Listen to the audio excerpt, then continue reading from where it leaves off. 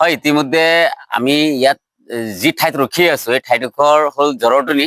আৰু আপোনাৰ পিছফালে আমাৰ পিছফালে নদী এখন দেখা পাইছে। নদীৰ সিপাৰে হ'ল আপোনাৰ নাঙলদোৱা। আৰু এই নাঙলদোৱা আৰু জৰতনি যি সংযোগী ইয়াত এখন দলং আছিলে, কাঠৰ দলং আছিলে। আজি যুগ যুগ ধৰি সেই দলংখনেৰে মানুহ অহা যোৱা কৰিছিলে।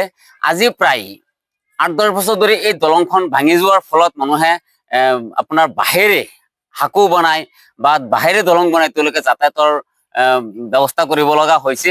যিহেতু ৰাতিপুৱালে দেখা যায় যে ইয়াৰ পৰা প্ৰায় শ শ ছাত্ৰ ছাত্ৰী এইটো ৰাস্তাৰে অহা যোৱা কৰে বা এই দলঙেৰে অহা যোৱা কৰে। বিভিন্ন ধৰণৰ বেপাৰীসকলে এই ৰাস্তাৰে অহা যোৱা কৰে।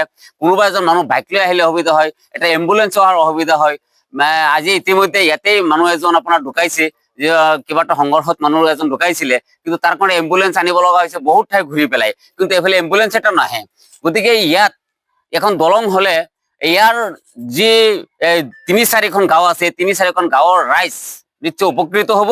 গতিকে আমি চৰকাৰক আহ্বান জনাম যাতে অতি শীঘ্ৰে সোণাই নদীৰ ওপৰত আপোনাৰ ইয়াতে এই জৰতনি আৰু যি নাঙলদোৱা ইয়াৰ মাজত যি সংযোগী যি কাঠৰ দলং আছিলে পূৰ্বতে, সেই ঠাইখিনিত যাতে এখন পকী দলঙৰ এখন ব্যৱস্থা কৰি দিয়ে আৰু এই মানুহখিনি যাতে চলাৰ কাৰণে এখন ভাল সুচল ব্যৱস্থা এখন যাতে কৰি দিয়ে।